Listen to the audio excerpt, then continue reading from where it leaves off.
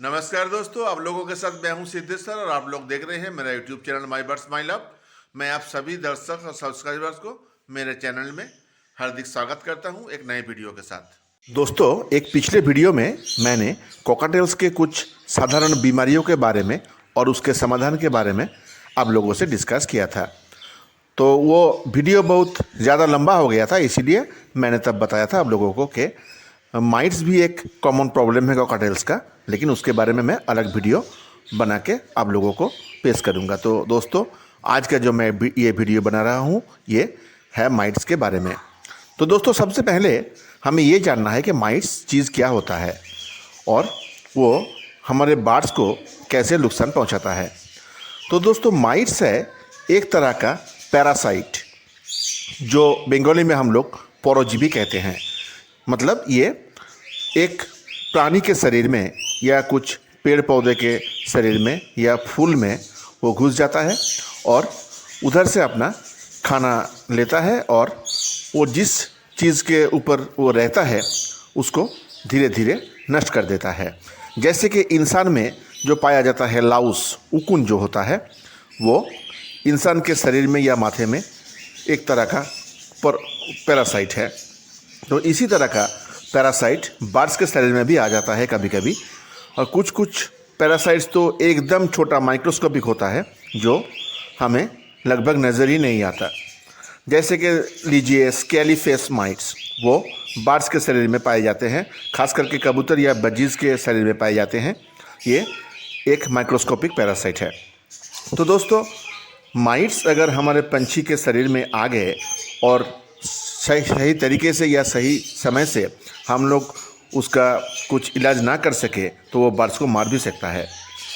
तो दोस्तों, इससे मुक्ति पाने के लिए हम लोगों को जानना है कि माइट्स पंछियों के शरीर में आता क्यों है, हम लोग कैसे समझे कि ये पंछी में माइट्स आ गया है, और अगर हमें समझ में आ गया कि पंछी के शरीर में माइट्स है तो हमें क्या करना है पंछी को बचाने के लिए।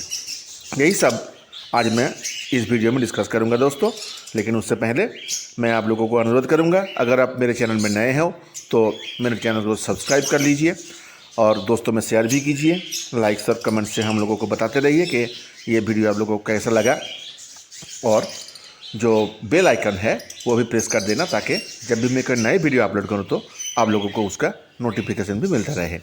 और दोस्तों, मैं जो वीडियो के बारे में जिक्र किया पहले कि कॉकटेल के कॉमन बीमारी के बारे में, तो वो मैं डिस्क्रिप्शन में शेयर कर दूंगा दोस्तों, आप लोग जब चाहे जैसे चाहें देख सकते हैं। तो दोस्तों, अब आते हैं माइट्स के बारे में। सबसे पहले हमें ये जानना है कि पंछी के शरीर में माइट्स होता क्यों है। देखिए दोस्तों, दो साधारण कारण है जो माइट्स के होने का कारण हो सकता है। जैसे कि पहला वाला है केज और कॉलोनी डाटी हो जाना। केज और कॉलोनी अगर डाटी हो गया तो माइट्स आ सकता है, इसीलिए केज और कॉलोनी को साफ सुथरा रखना है।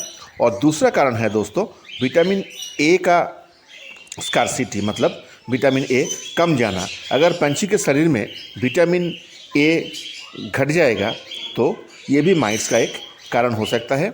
और अगर कुछ माइट्स है उसके शरीर में, ऐसा पंछी कोई हेल्दी पंछी के पास जाता है तो वो जो हेल्दी पंछी है उसको भी माइट्स होने का संभावना ज़्यादा रहता है। दोस्तों, बर्ड्स में अगर माइट्स आ गया है तो ये दो तरीके से हम लोग वो माइट्स भगा सकते हैं। एक है हर्बल ट्रीटमेंट और है मेडिसिनल ट्रीटमेंट। तो ये दोनों ही ट्रीटमेंट के बारे में हम लोग डिस्कस करेंगे, लेकिन उससे पहले हम लोग थोड़ा ये जान लेते हैं कि माइट्स किस तरह का होता है, कितने तरह का होता है, और उसे रोकने के लिए हम लोग क्या कर सकते हैं। तो दोस्तों, हम लोगों ने पहले ही डिस्कस किया कि माइट्स पंछियों के शरीर में एक पैरासाइट है। ये पैरासाइट बहुत तरह के होते हैं, लेकिन हमारे जो जनरल पेट बर्ड्स है जैसे कि budgies, cockatiels, love birds, finches, इनके शरीर में जो माइट्स पाए जाते हैं वो बेसिकली तीन तरह का होता है। एक है स्केली माइट्स और स्केलीफेस माइट्स, दूसरा है फेदर माइट्स और तीसरा है एयरसेक माइट्स। तो ये स्केली माइट्स जनरली पंछियों के होंठ में और पैर में, मतलब जिस शरीर के जो हिस्से में फेदर्स नहीं रहता उस हिस्से में ये रहता है, अटैक करता है। और वो जो पंछी का जो झिल्ली होता है, कुछ पंछियों के जो होंठ के नीचे से झिल्ली होता है उसमें भी ये माइट्स अटैक कर सकते हैं। ये झिल्ली को अंग्रेज़ी में सीरी कहते हैं, उधर भी ये स्केलीफेस माइट्स अटैक कर सकता है। तो स्केलीफेस माइट्स पंछियों के शरीर में जब रहना शुरू कर देता है तो ये धीरे धीरे पंछियों के होंठ या पैर, उसका ऊपर जो लेयर होता है स्किन का, वो खाना शुरू कर देता है और पंछी में ज़्यादातर प्रॉब्लम्स आना शुरू होता है, जैसे कि उधर खुजली का तरह होता है जिधर वो माइट्स रहता है। और उसके बाद अगर हम लोग केयर नहीं किया या ठीक से हम लोग समझ नहीं सके कि ये माइट्स के वजह से हो रहा है तो ये पंछी को मार भी सकता है। और ज़्यादातर पंछियों में जो लिम्स होता है, इनका होंठ पैर ये सब जो होता है उसमें थोड़ा थोड़ा चेंज आने लगता है, जैसे कि वो कभी होंठ लंबा हो जाता है, कभी पैर में छाले पड़ जाते हैं और धीरे धीरे पैर इफेक्टेड हो जाता है। ये बहुत ही डेंजरस एक तरह का माइट्स है। और दूसरा है जो दोस्तों फेदर माइट्स। आप नाम से ही पता लगा सकते हैं कि ये पंछियों के फेदर्स में रहता है। पंछियों के फेदर्स में अगर हम लोग ठीक तरह से देखें तो एक दो माइट्स नज़र में आ भी जाएगा, लेकिन अगर वो अभी अटैक करना शुरू किया है या पंछी के शरीर में माइट्स ज़्यादा नहीं है तो ये हम लोगों को दिखाई नहीं भी दे सकता है। अगर दोस्तों आप लोगों को डाउट हुआ कि पंछियों के शरीर में फेदर माइट्स आ गया है तो इसे समझने के लिए आप लोग एक काम कर सकते हैं। पंछी का जो केज होता है उसे एक सफ़ेद कपड़े से ढक दीजिए। फेदर माइट्स बहुत ही चंचल स्वभाव का होता है, वो इधर उधर घूमता रहता है। पंछी के सारा शरीर में तो घूमता ही है, केज में, पंछी के बैठने के जगह में, ये सब इधर उधर घूमता रहता है। अगर आप पूरे रात वो केज को सफ़ेद कपड़े से ढक कर रखेंगे और सुबह उसे निकालेंगे तो उसमें आपको दो एक फेदर माइट्स तो देखने को मिल ही जाएगा। पंछी के शरीर में अगर फेदर माइट्स आ गया तो पंछी के सारे शरीर में खुजली होने लगता है। और ये पंछी तो ऐसे ही बैठा बैठा कभी कभी अपने शरीर को खुजलाता हुआ देखा जाता है, लेकिन जो माइट्स अटैक करेगा तो इनका खुजलाने का मात्रा इतना बढ़ जाता है, खुजली इतना बढ़ जाता है कि वो खाना पीना भी कभी कभी कम कर देता है और सारा दिन एक जगह बैठ के शरीर को खुजली करता रहता है। तो ये अगर आपको देखने को मिला तो आप समझ लेना कि इनके शरीर में ये फेदर माइट्स हो गया है। तो दोस्तों ये फेदर माइट्स भी बहुत ही डेंजरस होता है, धीरे धीरे पंछी खाना कम कर देता है और लगभग छोड़ ही देता है। तो इसे भी रोकना बहुत ज़रूरी होता है।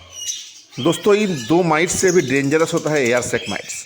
एयर सैक माइट्स पंछियों के जो वायु थली होता है शरीर के अंदर उसमें होता है, और फेदर माइट्स अगर पंछी को अटैक किया तो पंछी का सफोकेशन होने लगता है, ब्रीदिंग ट्रबल होता है, सांस लेने में कष्ट होता है। लेकिन एक पंछी को अगर सांस लेने में कष्ट होने लगा तो वो फेदर माइट्स ही है, ऐसा नहीं भी हो सकता है। और ये समझने के लिए दोस्तों हम लोगों को वेटरनरी डॉक्टर से कंसल्ट करना है।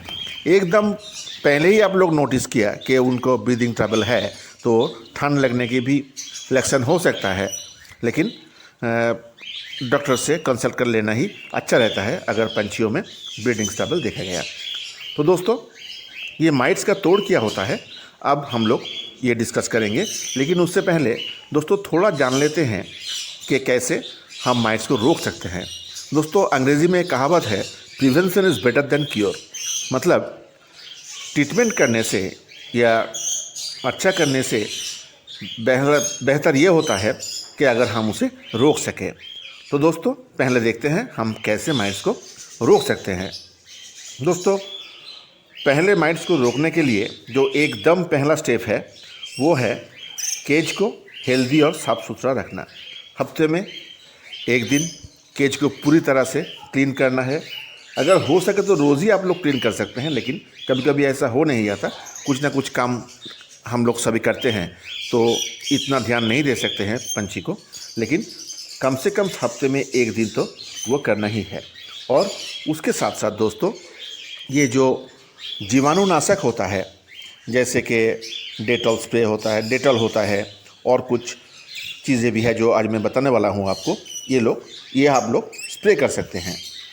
तो पहले केज और कॉलोनी को साफ़ सुथरा रखिए, और उसके बाद दोस्तों ध्यान रखना है, जिस पॉट में हम पंछियों का खाना या पानी देते हैं, वो खाना और पानी भी साफ़ सुथरा होना चाहिए, और जो पॉट में वो लोग देते हैं हम लोग खाना और पानी, वो भी साफ़ सुथरा होना चाहिए। अगर हम लोग अपने बर्ड्स को साग सब्जियां या फ्रूट्स देते हैं, तो ये भी अच्छी तरह से धोना है मार्केट से लाने के बाद, उसके बाद ही पंछी को देना है। अगर हो सके तो कुछ देर तक वो पानी में डुबो के रखिए, उसके बाद पानी निकाल के पंछी को दीजिए। अगर नहीं भी हो सके तो आप लोग ये ठीक से धोइए, उसके बाद दीजिए। और पंछियों के केज में या कॉलोनी में आप लोगों को जो स्प्रे करना चाहिए, आप लोग नीम के पत्ते ले सकते हैं। नीम के पत्ते पानी में उबाल लीजिए, और उसके बाद वो उबला हुआ पानी से पत्ते निकल के दे सकते हैं। या नीम के पत्ते के साथ अगर आप थोड़ा सा डेटॉल और थोड़ा सा कर्पूर मिला दिया तो बहुत अच्छा रिज़ल्ट आपको मिलेगा। ये माइट्स के अलावा और कुछ जाम्स जो है वो भी इससे दूर होगा। और एक चीज़ है दोस्तों, ये जो लहसुन होता है, मतलब जो गार्लिक होता है, बंगाली में रसून कहते हैं, वो गार्लिक का पेस्ट मिलाया हुआ पानी भी आप लोग स्प्रे कर सकते हैं। तो ये कैसे पानी तैयार करना है और कैसे यूज़ करना है, वो मैं थोड़ी देर में आप लोगों को बताता हूँ। ये भी आप लोग हफ्ते में 2 या 3 दिन भी कर सकते हैं, कम से कम 1 दिन तो करना ही है। अगर आप लोगों ने देखा कि इतने सारे स्टेप लेने के बाद भी माइट्स आ गया है बर्ड्स के शरीर में, तो ट्रीटमेंट करना पड़ेगा दोस्तों। ये ट्रीटमेंट 2 तरह का होता है।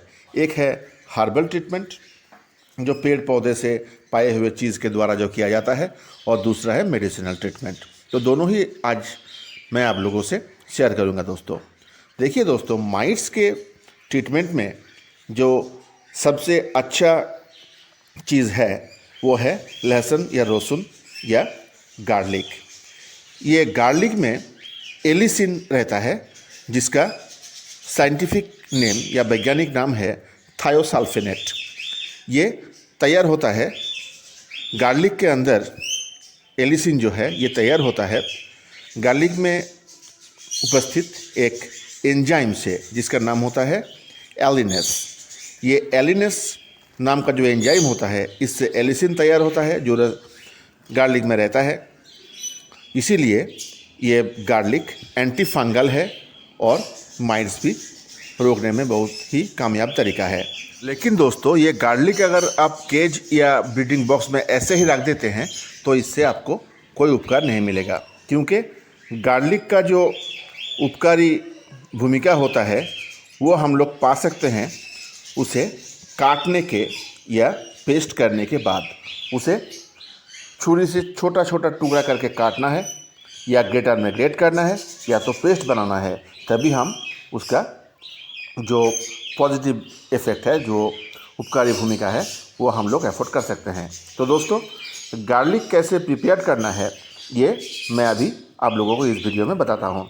देखिए दोस्तों, एक गार्लिक लेके उसमें से 3 या 4 छोटे छोटे जो पार्ट होते हैं वो निकाल लीजिए, जैसे कि मैंने आप लोगों को इस वीडियो में दिखा रहा हूँ। वो गार्लिक से 3 या 4 कुआ, मतलब 3 या 4 ये छोटा जो टुकड़ा होता है, जैसे मैंने आप लोगों को दिखाया इधर, तो ये लेकर आप लोगों को ग्रेटर में ग्रेट करना है या उसका पेस्ट बनाना है। ये ग्रेटर में ग्रेट करने के बाद या पेस्ट बनाने के बाद, पेस्ट बना लिया तो बहुत अच्छा होता है। पेस्ट बनाने के बाद वो 1 लीटर पानी में आप डाल दीजिए। 1 लीटर पानी में डालने के बाद वो बटल को थोड़ा सेक कर लीजिए, ताकि वो अच्छी तरह से पानी में घुल मिल जाए। और ये बटल आप रेफ्रिजरेटर में रखिए या फ्रिज में रखिए। ये आप लोगों को फ्रिज में रखना है 10 घंटे। 10 घंटे फ्रिज में रखने के बाद आप वो निकाल लीजिए। वो पानी निकालने के बाद वो वहाँ से जो गार्लिक का छोटा छोटा टुकड़ा होता है उसे आप लोगों को निकाल फेंकना है और ये पानी को नॉर्मल टेम्परेचर में लाना है। जब पानी नॉर्मल टेम्परेचर में आ गया तो उसके साथ और 1 लीटर पानी डाल दीजिए उसमें। ये टोटल 2 लीटर पानी हो गया। ये पानी आप बार्स को दीजिए, लेकिन याद रखना दोस्तों, ये 4 से 5 घंटे से ज़्यादा आप पानी मत दीजिए। 4 से 5 घंटे बाद पानी निकाल लीजिए, नॉर्मल पानी बार्स को दीजिए। ये 2 बार होने के बाद, मतलब एक बार पहले दिया, उसके बाद 16 से 20 दिन बाद दिया, ये 2 बार कंप्लीट होने के बाद 3.5 से 4 महीने बाद ये आप रिपीट कर सकते हैं, लेकिन उससे पहले रिपीट मत कीजिए। दोस्तों, ये जो गार्लिक होता है ये बार्स के लिए बहुत ही बेनिफिशियल होता है, उपकारी साबित हो सकता है, लेकिन आप सही तरीके से यूज़ करेंगे तो ये याद रखना दोस्तों कि बार्स को ये जो मैंने तरीका बताया इस तरह ही दे सकते हैं, इससे ज़्यादा मत दीजिए। तो अगर दिया तो बार्स को प्रॉब्लम हो सकता है, बार्स मर भी सकता है। लेकिन दोस्तों, इस तरीके से जो आपने लहसुन का पानी बनाया, ये आप लोग इस तरीके से बना के केज में या कॉलोनी में हफ्ते में 2 दिन स्प्रे कर सकते हैं। पीने के लिए मत दीजिए, लेकिन स्प्रे कर सकते हैं। और दोस्तों, उसके बाद मैं बताता हूँ, ये जो स्केली माइट्स होता है इसके ट्रीटमेंट के लिए, इसका हर्बल ट्रीटमेंट के लिए दोस्तों आप लोग ऑलिव ऑयल या कोकोनट ऑयल या वेस्लिन पेट्रोलियम जेली और कैस्टर ऑयल जो होता है, ये आप बार्स के बीक्स में, होंठ में या लेग्स में आप लोग अप्लाई कर सकते हैं। ये लगा के थोड़ा थोड़ा रब कर दीजिए, अच्छी तरह से लगा दीजिए। ऐसा 2-3 दिन करने के बाद दोस्तों, आप जो माइट्स अफेक्टेड एरिया है उसमें नीम के पत्ते, कर्पूर और हल्दी का पेस्ट एक साथ मिला के 4 या 5 दिन लगाइए, तो बार्स को आराम भी मिलेगा और माइट्स भी हट जाएगा। दोस्तों, ये रहा हर्बल ट्रीटमेंट्स। अगर आप लोगों ने देखा कि हर्बल ट्रीटमेंट से काम नहीं हो रहा है, या आप लोग हर्बल ट्रीटमेंट से मेडिसिन देना ज़्यादा पसंद करते हैं, तो मेडिसिन के बारे में भी मैं अभी बताता हूँ आप लोगों को। दोस्तों देखिए, मेडिसिन जब आप लोग यूज़ करना चाहते हैं तो मेडिसिन में पहले ही मैं बताऊँगा, इन्वर्मेक्टिन नाम का एक मेडिसिन होता है जो जनरली हमारे देश में पाए नहीं जाते। वो एक्चुअली हॉलैंड का मैन्युफैक्चरिंग मेडिसिन है। ये बहुत ही इफेक्टिव है। ये आप लोग 1 या 2 बूंद बार्स के माथे में, हेड में दीजिए और 7 दिन बाद फिर से एक बार ये मेडिसिन दीजिए। ऐसा 2-3 बार करने से माइट्स हट जाएंगे दोस्तों। और एक बहुत ही अच्छा मेडिसिन है, उसका नाम है स्कैट। ये आप लोग अमेजन या फ्लिपकार्ट से ऑर्डर करके ऑनलाइन पा सकते हैं, और आपका जो नज़दीक का वेटरनरी शॉप है, मेडिसिन शॉप है, उससे में भी आप पा सकते हैं। लेकिन हमारा जो लोकल एरिया है, इधर वेटरनरी शॉप, कोई भी शॉप में मुझे ये नहीं मिला, इसीलिए मैं ऑनलाइन का जिक्र किया। तो ये बहुत ही कॉस्टली मेडिसिन है दोस्तों। ये अगर आप ले सकते हैं तो ले लीजिए। या और एक मेडिसिन है जो थोड़ा सा सस्ता है, वो है इन्वर्जिन।